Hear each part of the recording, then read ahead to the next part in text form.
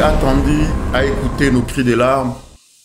Lui-même, il est descendu pour sauver notre pays. Mais il est descendu à travers ses serviteurs, à travers les gens qui les craignent, à travers les gens qui lui-même il a choisi pour délivrer notre pays.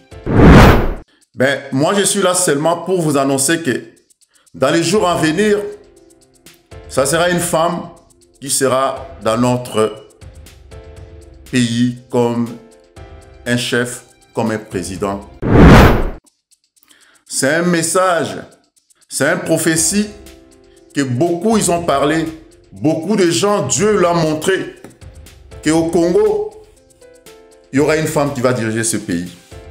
Cette dame-là, elle va amener tout ce qui est la richesse du Congo. La dame-là, elle connaît tout et caché le bonheur et la richesse du Congo. La dame-là, elle a travaillé. Elle a fait du province à province pour découvrir notre beau pays. Et bien, les développer, oui. Au bout de 6 mois, il va déjà être développé. Parce que tous les pays voisins, l'Union européenne ta porte na Congo. Yango na yeko ibisabino bande kolanga. Mwana mwasi akoya na bokonzi. Akoya kosala. Na kati na mboka na biso. Mwana mwasi wana zali. Atamboli ba mboka nyonso ya Congo. Accueilli partout là où Dieu l'a envoyé. Dieu l'a fait des choses. Moi, moi, si on a un accord, il y a 5 chiffres à Congo, il y a Afrique. Oyo, à cause de la maloba peut pouvoir, du colon à Congo, tin Afrique. Bato bazo commandité guerre, bato bazo influencé guerre, bango moko bako tika, bako yebisa Rwanda, bako yebisa ba pays bazo tungisa Congo botika. Guerre on est aussi là yango moko batiki. Tant moi komi pene. Nakalate et Kosala. Merci Banakin, Bana monde entier.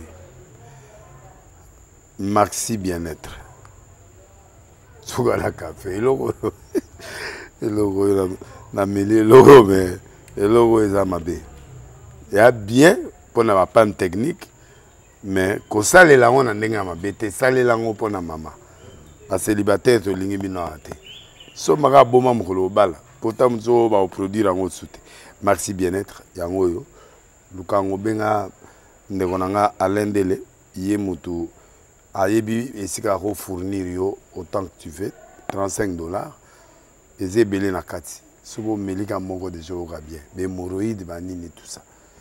Bilia lia, vanda musala banini. Et réparer yo système ya break et réparer yo pe fonctionnement. Fonctionnement, il y a break, donc il peut son fonctionnement bien. Tout comme les Congolais, toujours gagné le match. Ils ont défaite, pas de technique en plein match, c'est pas bon. Ils ont là et local. Là, c'est éviter de dire, surtout les pasteurs, ils ont mela, boyawa. Bobenga pendant l'endele, un numéro naé, pour bobenga, pour bozer local. C'est important. Traitement poison, anti-poison, yango.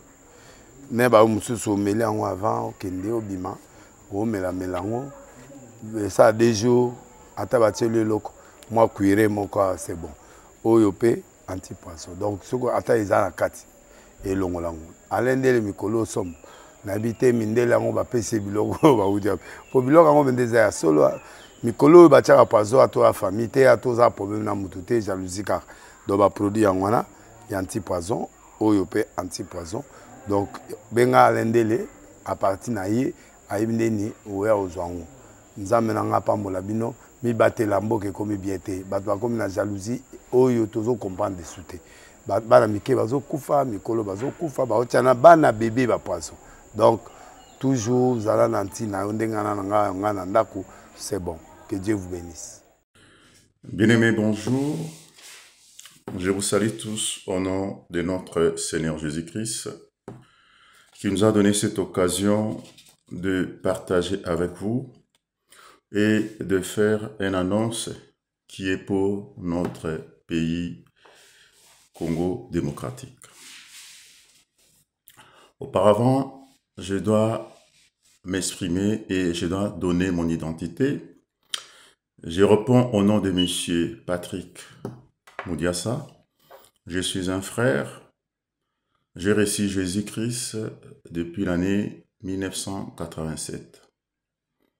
Je suis toujours dans le corps de Christ et j'exerce toujours ce qui est les recommandations et la parole de notre Seigneur Jésus-Christ, bien-aimé. Bien-aimé, aujourd'hui on va parler du Congo. Je dois exprimer, de vous parler ce qui est du Congo et l'un des témoignages, l'un des annonces qu'auparavant les gens ils avaient parlé. Et aujourd'hui, je viens encore pour confirmer ce que les autres, ils avaient parlé.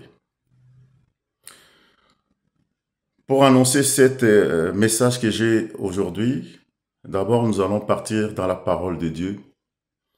Dans la parole de Dieu, c'est dans Exode 3, versets 7 à 10.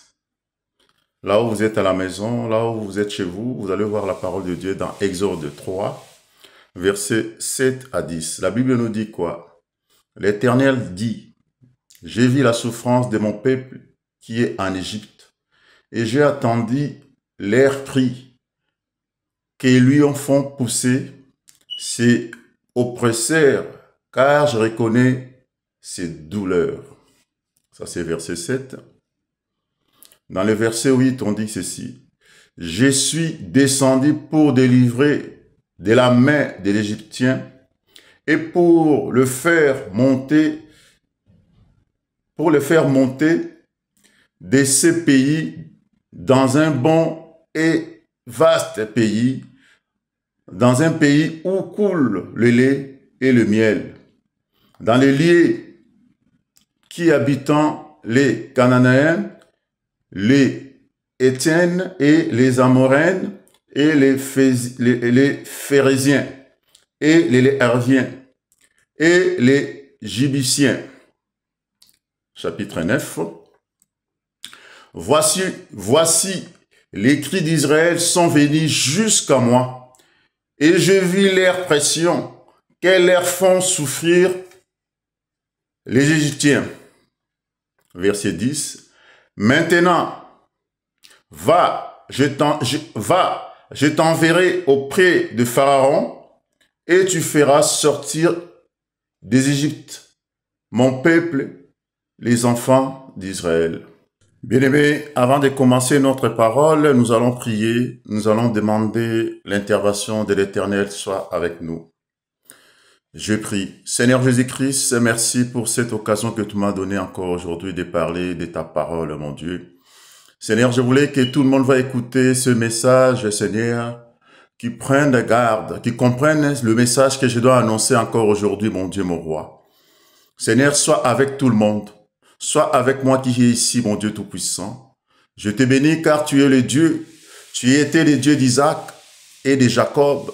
Aujourd'hui, tu es le Dieu du Congo et tu es le Dieu de frère Patrick. Seigneur, bénis tout le monde qui va écouter ce message. Bénis tout le monde qui vont pratiquer ce message au nom de notre Seigneur Jésus-Christ qui est mon Dieu, mon roi. Et je dis Amen. Bien-aimés, comme je disais, je dois parler de la parole de Dieu. L'Éternel dit, « Je vis la souffrance de mon peuple qui est en Égypte. » Aujourd'hui, nous parlons du Congo, qui est mon pays, qui est votre pays, qui a des souffrances. Les gens souffrent au pays. Les gens n'arrivent plus à vivre comme avant. La souffrance des Congolais a pris beaucoup de temps. Tout le temps, nous sommes en train de prier. Nous sommes en train de dire au Seigneur, « Seigneur, sauve-nous. » Quand est-ce que nous allons sortir de ces souffrances? Quand est-ce que nous serons délivrés? Il y a trop de problèmes au Congo. Il y a trop de misère. Il y a trop de morts. Il y a des situations graves. Quand est-ce que nous serons libérés de ces malheurs, de ces situations? Et notre Dieu a écouté, a attendu les prières de chacun de nous. Parce que je sais, dans mon pays, chaque jour, il y a des gens qui prient pour ces pays. Chaque matin, il y a des gens qui prient pour ces pays Congo, qui sont en train de demander à Dieu, quand est-ce que tu vas changer la situation? Quand est-ce qu'on va vivre le lait et du miel de ce pays? Chaque fois on nous appelle, on nous dit toujours, nous avons un pays riche, mais la richesse de ce pays, nous ne le voyons pas. Nous avons que seulement la pauvreté, des souffrances, des choses graves, de maladies. Seigneur, quand est-ce que tu vas délivrer ce pays? Quand est-ce que tu vas faire des bonnes choses et des grandes choses de ce pays? Je sais que chaque jour, les gens prient pour notre pays. Mais quand on voit dans la parole, Dieu a dit ceci, j'ai attendu vos requêtes, j'ai attendu vos douleurs, j'ai attendu tout ce que vous disiez. Dieu a attendu à écouter nos cris de larmes. Lui-même, il est descendu pour sauver notre pays. Mais il est descendu à travers ses serviteurs, à travers les gens qui les craignent, à travers les gens qui lui-même il a choisi pour délivrer notre pays. Pour que notre pays change. Pour qu'on puisse vivre de bonnes choses dans notre pays. Et je vous dis ceci, notre pays est riche. La richesse est dans notre pays, il n'y a pas dans d'autres pays. Il y a que chez nous, il y a beaucoup de choses que Dieu a mis au Congo. Il y a d'autres minéraux, d'autres richesses, on n'arrive pas à découvrir, mais Dieu, il est en train de nous faire voir, il est en train de nous montrer qu'il y a beaucoup de choses dans notre pays. C'est pour cela Dieu lui-même, dans les jours qui vont venir, dans les années qui vont venir, il va établir l'enfant et l'homme ou la femme que lui-même a choisi pour diriger ce pays, bien-aimés. Je voulais vous dire ceci, avant de finir mon message. On va aller d'abord dans verset 10. Dans le verset 10, dans Exode 3, la Bible nous dit ceci. Bon, avant d'aller dans le verset 10, on va retourner dans le verset 9. Dans le verset 9, la Bible nous dit, « Voici les cris d'Israël sont venus jusqu'à moi. Voici les cris des Congolais sont venus jusqu'à moi, l'Éternel. Moi, je vis l'oppression que leur font souffrir les Congolais. » Dieu a attendu, Dieu a vu, Dieu a constaté la souffrance et le douleur qui se passe dans notre pays Congo. Dans le verset 10, il a dit ceci, « Maintenant, va, je te verrai auprès des pharaons, et tu le feras sortir les Égyptiens, mon peuple, les enfants d'Israël. » Maintenant, Dieu a pris quelqu'un, il a dit à cet homme, « Vas-y maintenant, va auprès du peuple congolais, va le faire sortir dans ses souffrances, dans les malheurs qu'ils ont. Moi, Dieu, je suis avec toi. » Bien-aimés, je voulais dire ceci. Ça fait longtemps, j'ai entendu des messages d'autres prophètes qui parlent du Congo, qui sont en train de nous annoncer que dans les jours à venir, notre pays sera dirigé par une femme. Il y aura une femme qui va diriger notre pays. Pendant un bon moment, la femme là, elle sera là pour diriger le Congo. Mais je vous dis ceci, la femme là, elle est déjà là. Bien-aimés, moi je suis là seulement pour annoncer la bonne nouvelle, que notre pays changera. Ça ne sera pas seulement le Congo, mais ça sera aussi l'Afrique. Le Congo dirigera l'Afrique. Notre pays, tout le monde va commencer à venir dans notre pays. Car la dame là, quel sera notre pays, elle a la secret de l'Afrique. C'est une dame que Dieu, elle a pris, l'a soulevée, comme il avait fait à Cyrus. Ceux qui lisent la parole de Dieu, Dieu avait suscité Cyrus pour faire l'œuvre de Dieu. Tout cela, nous allons voir ça dans la parole de Dieu dans Ésaïe 45, verset 13. Ésaïe 45, verset 13, la Bible nous dit ceci. C'est moi qui ai suscité Cyrus dans ma justice et j'aplanirai toutes ses voies. Il rebâtira ma ville, moi j'ai dit Congo, et il libérera mes captifs sans rançon, ni présent, dit l'Éternel des armées. Ésaïe 45, chapitre 13. Ce Dieu qui a soulevé, qui a suscité cette dame-là, d'être là pour travailler pour ce beau pays Congo. La dame-là, elle connaît les secrets d'Afrique, elle connaît les 5 chiffres d'Afrique. La dame-là, elle est là pour travailler pour ce beau pays. Dans la jour à venir, il y aura les 25 femmes qui vont sortir. Les 25 femmes, ils vont faire le marche de Kinshasa jusqu'à Idiofa. Ils vont aller sortir ce qu'on appelle la livre d'or. Ça sera 25 femmes. Parmi les 25 femmes-là, il y aura la femme aussi, celle qui va diriger notre beau pays, Congo. Bien-aimés, moi je suis venu seulement pour annoncer, pour vous donner ce témoignage et cette parole, pour vous dire arrêtez de pleurer, notre Congo sera encore plus meilleur qu'avant. Notre Congo, Dieu va le faire encore beaucoup de choses. Et le jour, cette dame-là va se lever au pouvoir. Elle va soulever son canne, le pouvoir qu'elle a eu dans le main de notre Dieu. Il y aura beaucoup de changements dans notre pays. Bien aimé, je voulais parler aussi à Lingala. Je voulais dire ceci à Lingala. Mboka na biso euti na bapasi. Mboka na biso ezaki na makambo ebele. Je viens vous rappeler que la femme là, elle est déjà là. Elle travaille déjà. Elle est en train de travailler depuis. Notre Seigneur Jésus, il a fait beaucoup de choses à travers cette dame. La dame là, elle a passé partout, presque partout dans notre pays pour faire la libération de notre pays et pour libérer aussi la richesse de notre pays. La femme là, elle est en train de travailler. Ben, moi, je suis là seulement pour vous annoncer que dans les jours à venir, ça sera une femme qui sera dans notre pays comme un chef, comme un président. C'est un message, c'est une prophétie que beaucoup ils ont parlé. Beaucoup de gens, Dieu l'a montré qu'au Congo, il y aura une femme qui va diriger ce pays. Cette dame-là, elle va amener tout ce qui est la richesse du Congo. La dame-là, elle connaît tout et cacher le bonheur et la richesse du Congo. La dame-là, elle a travaillé.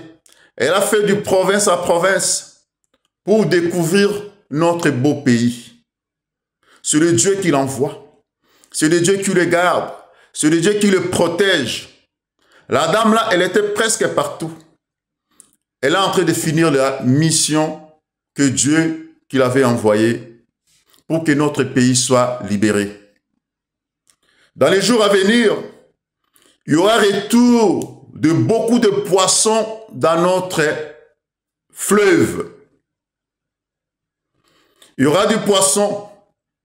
Dans les jours à venir, dans notre forêt, il y aura des animaux, les vrais animaux, les vrais animaux, pas des hommes animaux, pas des sorciers animaux, mais le vrai, il y aura dans notre forêt.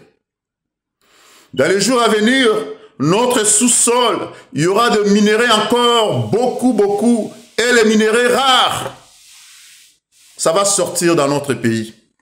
Parce que cette dame-là, elle a travaillé. Elle a travaillé partout. Là où se trouvent les minéraux, là où se trouve notre fleuve, là où se trouve le bonheur du Congo, pour prier, pour libérer tout cela. Dans les jours à venir, il y aura le retour de l'agriculture dans notre pays.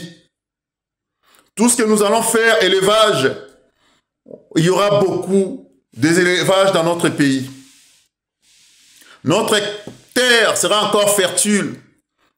Il y aura beaucoup de choses qui vont sortir dans notre pays. La dame là, elle a passé partout. Elle a passé dans de province à province.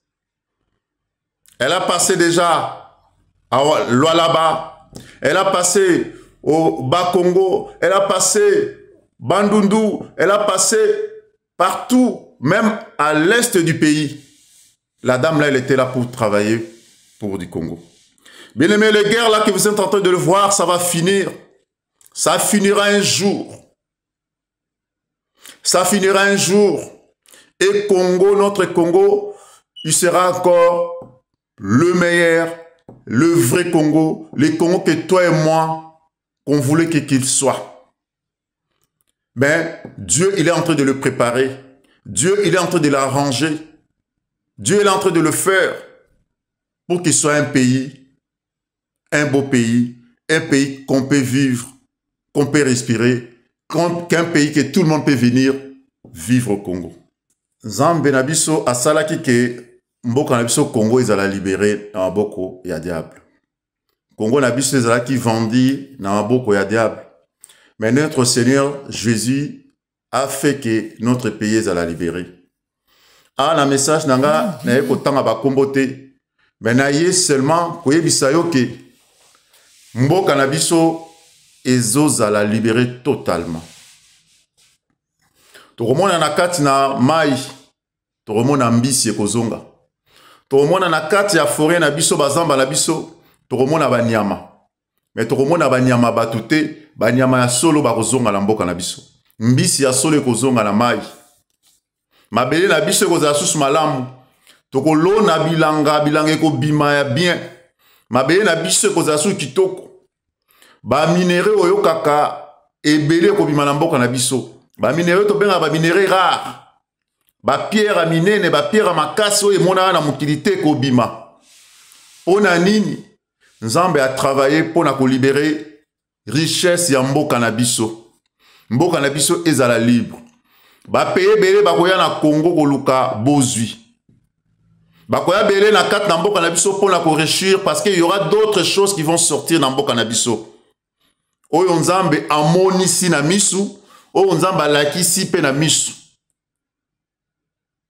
Biloko nyonso eza na mboka na biso. Nzambe azo libéré nyonso wana po ke mboka na biso ezala kitoko. Ezala malamu. Ebele ba rotuna ndeni mboka ezala développer, oui. Mboka na biso au bout de 6 mois ezala déjà être développé. Parce que tous les pays voisins mindele nyonso bakoya kobeta porte na Congo. Et tokosenga bango ba travailler na kati na mboka na biso. Pote nyonso ezala na mboka na biso ezozala déjà. Yango na ye koyebisa bino bandeko nanga mwana mwasi akoya na bokonzi akoya kosala na kati na mboka na biso. Mwana mwasi wana azali atamboli ba mboka nyonso ya Congo, accueilli partout là où Dieu l'a envoyé. Dieu l'a fait des choses. Mais naza ate pona loba ebele, mais oyo aza na connaissance et puis sagesse on nzamba check na kati ako comprendre akoyeba makamni tozolobela. Mboka oyo ko changer. Nzamba oki kolela na biso, ba pasi na biso. Mboka wana eko telema. Mwana mwasi wana aza na code ya 5 chiffres à Congo, ya Afrique. Oyo akozana na maloba pe pouvoir likolo na Congo tina Afrique. Tina monde bakoyoka barolanda. Mwana mwasi wana tamboli ba payo boloba ke kokene na Lualaba. Kokene na zamba na mai oya Lualaba. Mwana mwasi wana koma ba partout. Asaki musala onkolo apesiaki. Ezana basale ebele bakenda bakoka te. Mais mwana mwasi azo koka po azo tambola na Yesu. Bien aimé, message nanga na yeko sukisango awa. Naza sûr que soki bozan a besoin de contacter nga numéro nanga notre papa, notre frère Alain Dele akotiango wana na kati na émission Otozoloba. Il y a beaucoup de choses à dire, mais ce n'est pas encore le moment. Mais Otolobi to ekoloba ke pona koyebisa peuple de Dieu, changement ekoya makasi. Nzambe a préparé makambo na ye. président na biso actuel asali azoko sala oyo akoya wana akosala lisusu mboka na biso ko telema na peu du temps bien aimé dans peu du temps pour nzambe wana yoki kolela na yo peuple congolais changement makasi moi wana ko sala mboka na biso ko zonga na kombo ya Congo et vous en la lettre K et vous en la lettre CT. Il y a beaucoup de choses qui vont changer dans ce pays. Bien aimé, Bondela, Yep Sanzambi, Yangwe Salama, Eko Kisama déjà. Ote Ezan Anzela. Guerre Otozomona, Eko Sila Yango Moko. Bateau Bazo commandité guerre, bateau Bazo influencé guerre. Bango Moko Bako Tika, Bako Yebisa, Rwanda, Bako Yebisa Bapeyo Bazo Tungisa Congo Botika. Guerre wane aussi la Yango Moko Batiki. Siko bako luka ba négocier na Congo, bako luka ba ya na Congo siko yo bolobi nini, boza na biloko nyonso toza na besoin nango. En ce moment la biso to ko imposer bango to yebisa bango ke boya ko sala na mboka na biso. Biloko nyonso ko sala ma bien-aimé. Tango amwe komi pene. Na kalate e ko sala. Na mikole koya. Ngana ekaka ko annoncer. Na mikole koya. Moi la moi ça côté les na bokonzi na mboka na biso Congo. Ebe pona ko silisa na koya ko yebisa yo mutolandi message oyo Bondela senga na nzambe ala kisayo a solola na yo amonisa yo oyo nyonso ezali makambo ekosama na mboka na biso Congo. Ngana ekoloba na tika kolela. Tika komitungisa pote nzamba oki kolela. Kolela isungaka te. Mais soki to telemi par l'aide ya yemoko nzambe ndenga telemisi biso solution ezomona na pe ezali na kata mboka na biso Congo. Bien aimé, esengo ezali po mboka na biso ekotelema ekosala makambo kitoko makambo malamu. Bato ebele bakoya koluka Congo. Eza masapote, mais eza makambo ekosalama réalité na mikolo ezoya bien-aimé. Mboka na biso eza terre promise. Mboka na biso ezali mboka malamu. Ezali mboko nzambe apona. Eza mboko nzambe atie makambo ebele na kati na mboka wana. Mais mongunda Satan telemaki toujours pour la kobebisa. Mais nzambe moko asi atelemi asali. Pour la kosukisa, bien-aimé toko bondela. Na osenga na nzambe nanga. Nzambe na biso. Nous allons prier, Seigneur Jésus, na pamboli nzambe na bomoi. Nzambe kumbama poto zali mobateli mobikisi nzambe. Pambola o nyonso akoyoka message oyo nzambe. Nzambe zalana o nyonso azana problème, azana situation difficile, azwa solution na problème na ye mokonzi. Na pamboli yo pote nzambe lelo to yekolobela Congo, yo tindi biso nzambe na ngolu pe na mawana yo, pote to annoncer makama malamu oyo kosala mala mikolo koya nzambe. Pambola mutu nyonso akoyoka. Zala na bango nzambe, pambola pe chaîne oyo nouvelle tendance, pote yango pesi biso nzela ya koleka ya kopase message oyo. Pambola lisusu papa Alain Ndele, pote yo zali nzambe, yo telemisie na kati na misala oyo, na kati na misala na mokonzi. Na bondeli bongo, na kombo oyo leki ba kombo nyonso, ezalobe kombo na Yesu Christ. Merci Seigneur Jésus-Christ. Amen. Que Dieu vous bénisse. Amen.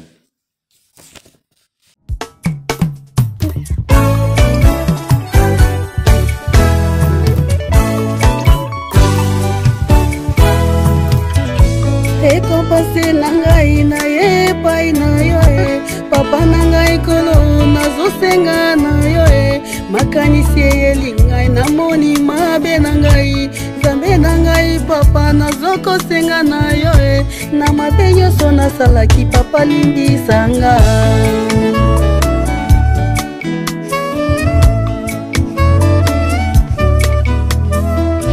Nzambe na ngai papa na ngai kolo yondokelaki ngai mwana na yo mimie Nzambe na ngai papa na ngai papa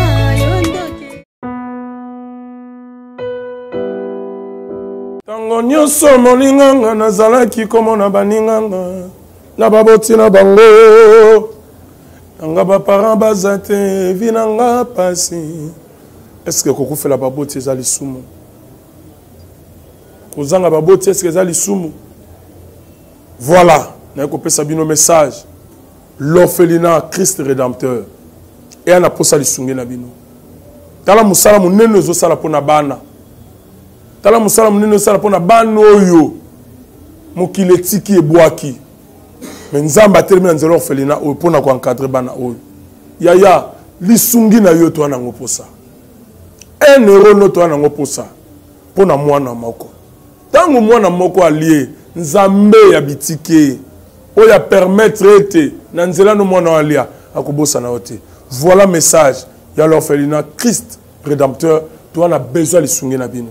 Ba numéro za na se kota contact na biso assistance na yo et aux lisungi pona bana. Que le Dieu des orphelins a bénir diama mtu nyoso ja ta likanisa ko sala quelque chose. Peu sali yango zamba pambola bino. Merci Banakin, Bana monde entier. Maxi bien-être. Sougala café, logo na mêlé logo mais logo est amabé. Il y a bien pour na panne technique mais ko sale la on ndenga mabete sale la ngo pona mama. Ba célibataire to lingi bino ate. So maka boma mukolo bala. Pourtant mzo ba produire ngo soute. Maxi bien-être yango yo. Lukango benga ndekonanga alendele ye mutu ayebi esika ko fournir yo autant que tu veux $35 eze belé na kati subo melika moko de jour bien be moroïde banini tout ça bilialia vanda musala banini et réparer yo système ya break et réparer yo pe fonctionnement ya break de break donc et pe son fonctionnement ya bien. To comme ba congolais toujours gagner ba match. On va défaite, pas technique en plein match, c'est pas bon. Zongela et loco. Nana c'est éviter de dire surtout ba pasteur, bodingo mela boyawa. Bo benga pena alendele na numéro na e pour bo benga pour bo zeloko. C'est important. Traitement poison anti-poison yango yo. Ne ba mususu meli yango avant kende obima, o melango. Ça a des jours, à tabater le loco, moi cuiré mon corps, c'est bon. Oyopé, anti-poisson. Donc, ce qu'on attend, ils ont la carte. Et l'on l'a. Alain de Mikolo somme. N'habité Mindela, on va payer Bilogo, on va vous dire. Pour Bilogo, on va dire solo. Mikolo, va tirer à poisson à toi, famille, à toi, problème dans moutoute, jalousie, car. Donc, va produire en wana, il y a anti-poison, oyopé, anti-poison. Donc, benga Alain Dele, à partir d'ahí, à Ibneni, ou à Ozouango. Nous avons pambola bino mi batela mboke komi biete batwa komi na jalousie oyo tozo comprendre de souté bana mike bazo kufa mikolo bazo kufa ba otiana bana bébé ba poisson donc toujours zala nanti na ndengana ngana ndako c'est bon que Dieu vous bénisse.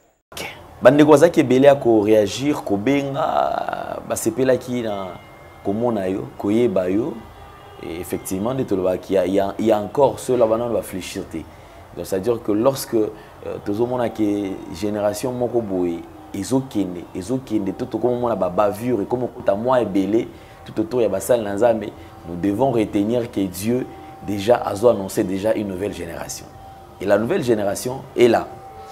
Bandeko ba benga ki belé et quoi émission bato contacter ki ba benga ki yo balobi nini basepeli tout comme Abengi to bondeli ensemble vraiment nzamba sali grâce ba te beli pe bazi lobiko nzamba zo continuer toujours ça la grâce katina bato.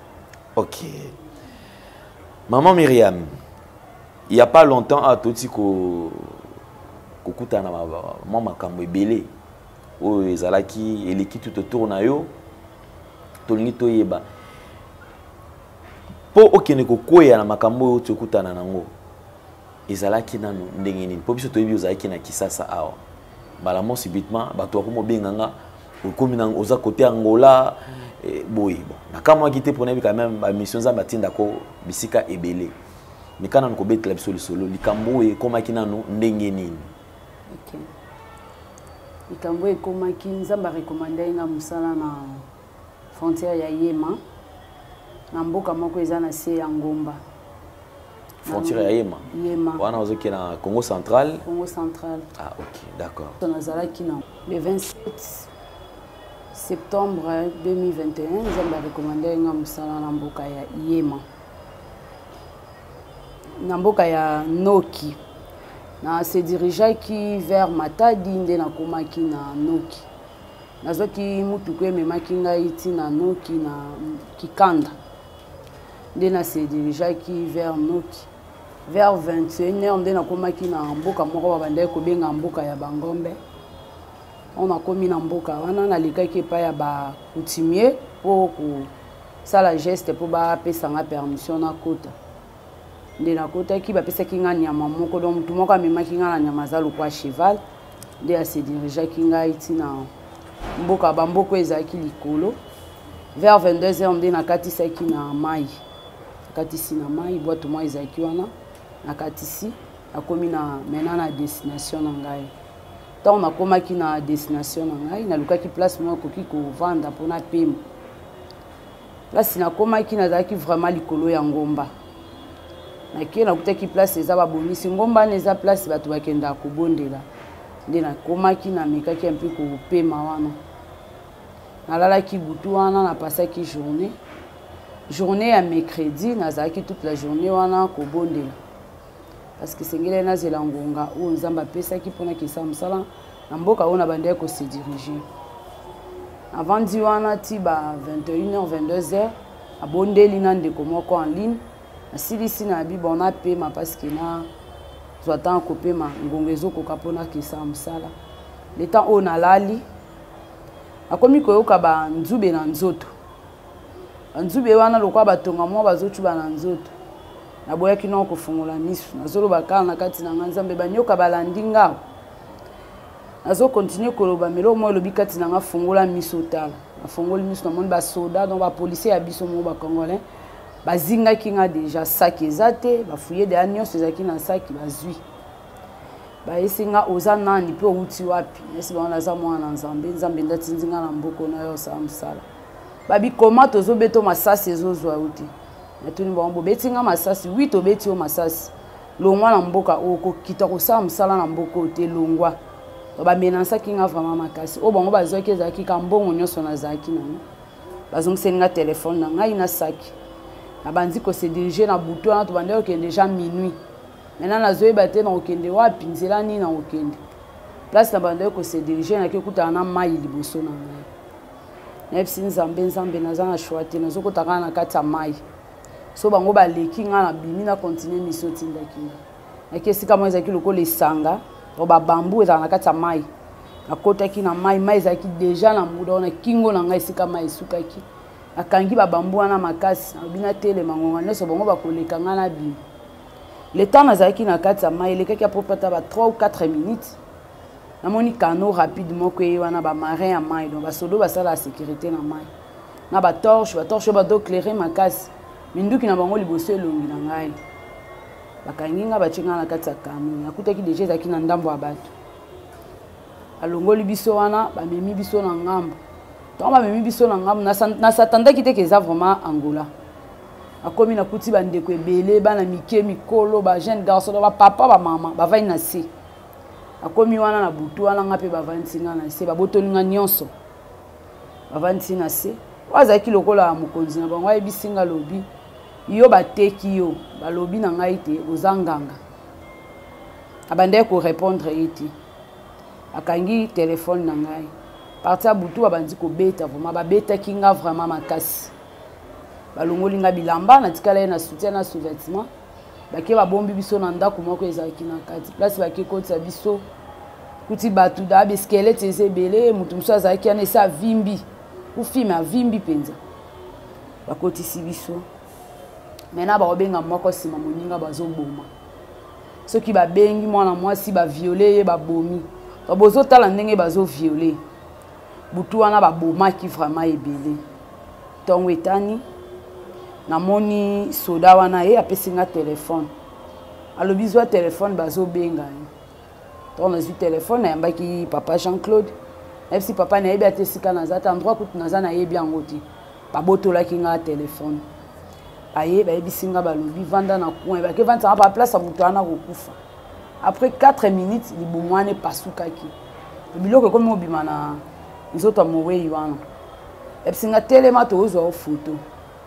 Banzo telema bazu photo, bazo nga des photos. Aïe bisinga les sous alobi.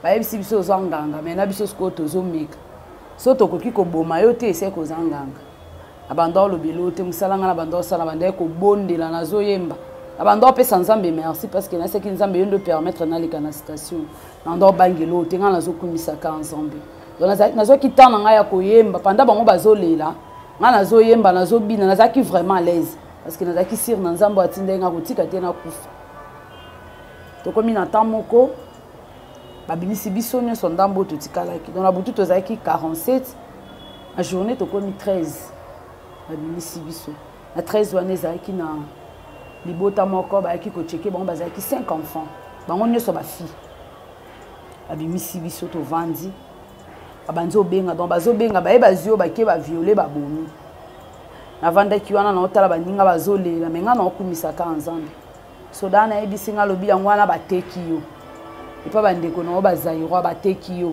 yo zaka ka nzambe ozanganga zela tana yo koki tozoboma yo abandon lo batenga zo esaka nzambe so permettre ba boma ngai permettre kaka mais so permettre ba boma ngai papa nanga ko samba nini muta ondimela ya ozala te foti kanga na bomo nga mona samba pona Jean-Claude nazo rappeler ka nzambe amoni baye babo do babomi non 4 ya famille wana etikali moko azaki après 11 ans avant d'aller pembe nanga baye bazwi ba violé par 25 soda mwana 11 ans donc mwana azaki sous na force te azo saigner babomiye bakebwaki na plus perdu moko ba plus perdu parce que c'est la nuit to chaka mai babwaki na kati ya plus perdu baye bisinga babi mena yo zela tourna na vandi wana groupe nyonso nazaki na bango na butu basili natikali ngamoko bazomisinga na kati oyo banda oleka libanda ntuka nayebaki te bazoyebisanga kaka tobengi tosali bo na badeve moko kipe bango te parce que nazokitana nga obondela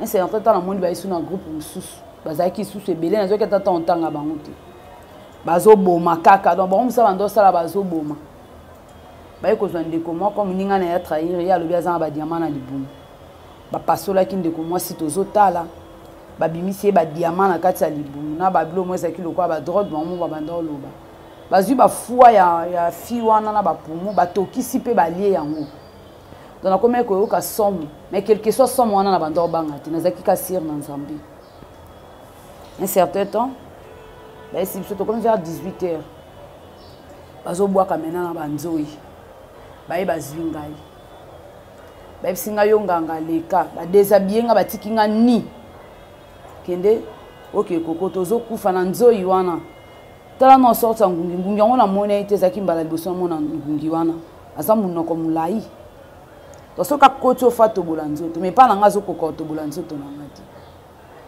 atindiki nga azalaki 4e personne batindiki ye na libulu ya banzoi na bangungi wana nasalaki apropo ata ba 45 minutes bazokaka mongongo na nga ezoyemba na nde koyemba na kokumisa nzambe banzoi bazingaki na libulu ya plus perdu wana mpe ntango naza na kati bazobeta na masasi de façon ke nakufa nazokufa kaka te baye babimisi nga ayebisi bato nalobi mwana mwasi oyo nazocomprendre phénomène nete aza nani nayebisi naza mwana nzambe nyonso bokosala eloko moko esalama na bomoi na nga to mweke eza nzambe etatindaki nga yo ozokontinue koloba mpe ozobelela nzambe na yo biso atosalelaka bokoko tala nzoto na biso nde tokanga basinga nayebisi nga asalela nzambe na bomoi 20 heures bakei na nga na libulu ya banyoka ntango bazomema ngai nayebisi nzambe ngai abi nzambe yo nde oza moninga na nga ntango nyonso donc nabengako mo meilleur ami nayebisi nzambe ngai abi nzambe oza esu camarade tokóma famille na ngai tala place baomema ngai me naza sûr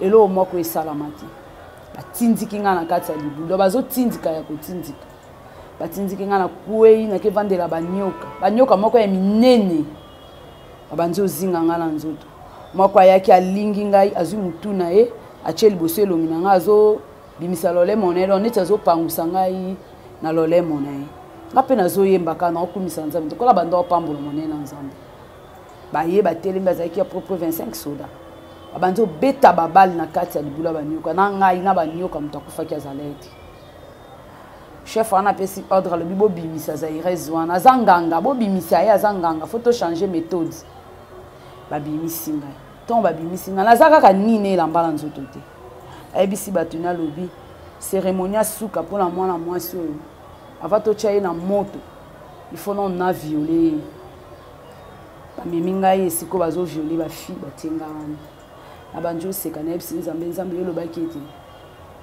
ekobo te nzambe mena balingi basala nanga ekobo oyo eza na volonté na nga te nzambe ekopermettre yango te donc ntango badéshabille sersi ya motu eza donc grandeur non oyebi te so na koexplike ndenge eza vraiment molai mpe monene basersi na bango ezalaki différent namonaki chef wana asimbisi batelefone yabinga nde na viole ye moto ya liboso nayebisi ye kobanga te zela nga mona akendaki na place wana na lali abanzi otala bango ma ya miso ebanda okita nayebisi nzambe nga binzambe soki opermettre eloko esalama ezalaka mokano na ye me namoni ya ye abanzi osimba tolo na nga azoloba sikoyo na portugais naomona mabele na ye te sersi ne eza te asengi munduki azwi kote ya se ya munduki abanzi kobetanga mpenza na nzoto abomwasi nzela eza te abanzi opambola nzambe nayebisi nzambe merci parce que yo nde moto permettre ezala bo alongwe directement wana nayokaki directement abengi papa Jean-Claude abanzi opose baquestion aza nani au juste mwana bino aza nani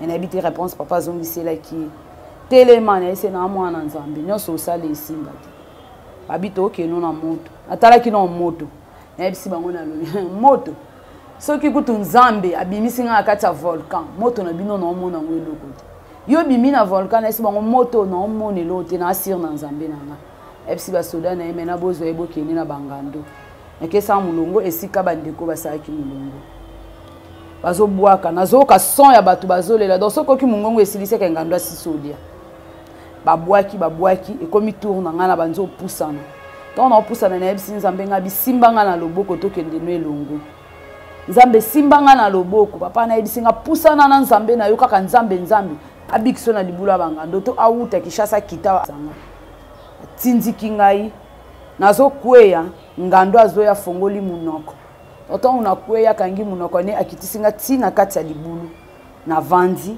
bangando babanzi koleka likolo ya nzoto na ngai ntango bangando bazoleka nayebisi nzambe nga binzambe ekumbama parce que yo nde ozopermettre te nakufa abande vraiment koyemba nazoyemba baye na mena na bamasasi babandi kobeta lokola liboma batikaki nga na kati ya libulu wana nasalaki à peu près 1h30 minutes abwaki susinga banabimi ntango nabimi navandi na satuni nga au juste yo za nani yebisanga nanu za nani yebise na mwana nzambe alobi lokola biso tokoki obomo te mena tobenga ekipe ezoya nde baoya obomani abengi soda na ye moko ntango abengi soda na ye moko baobengi diable ye azwi munduki atie maki na kati ya monoko ya munduki na ye asopi na makila avandisinga avanda wana na se navandi nazoya maboko na nga natie na matama naotala bango kaka nazoyemba babeti ekomi te kwei babetaki à peu près 3 balles abi jamais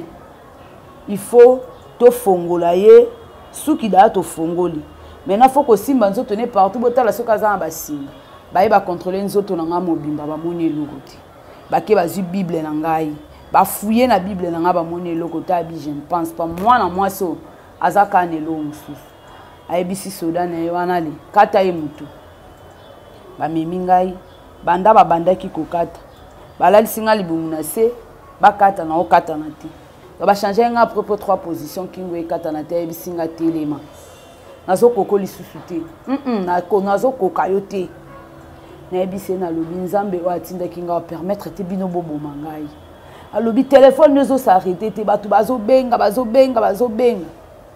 me nazokimisa yo kokimisa na okimiso na omemona ndako na ngai na oke kobomba po ekipe ezoya nde bazoya po baboma yo nayebisi ate ekipe ya neyeba oboma ngai te alobi lekaka liboso tokende nzambe nalongwaki wana tosedeje butu zamba tokebima na ndako moko ezalaki wana nakuti mwasi moko wana komona ezalaki miria akuti nazalika na sous-vêtement na nga na soutien nake na vandi abisi mwasi na ya lobi mwana mwasi yango ye nyonso tosala esimba te yo zwa telefone na ye nga naza na sim na ye yo zwa telefone na ye ezala na ye nanu atoyeba nini tosala nazongi nanu naketala soki bakangi bato mosusu aya totikali wana mwasi na ye aloba elingala atuningo wuti wapi poza nani nayebisi na lobi nauti na nga na Congo nayaki osala mosala me nayaki Angola te nazalaki na ngambu na biso na osala mosala ayebisi nga naza moto abandundu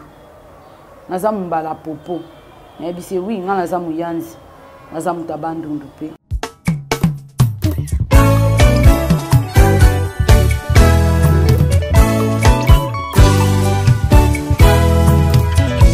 ekompase na ngai na ye pai na yo papa na ngai kolo nazosenga na yo makanisi eyeli ngai namoni mabe na ngai nzambe na ngai papa nazokosenga na yo na mabe nyonso nasalaki papa limbisanga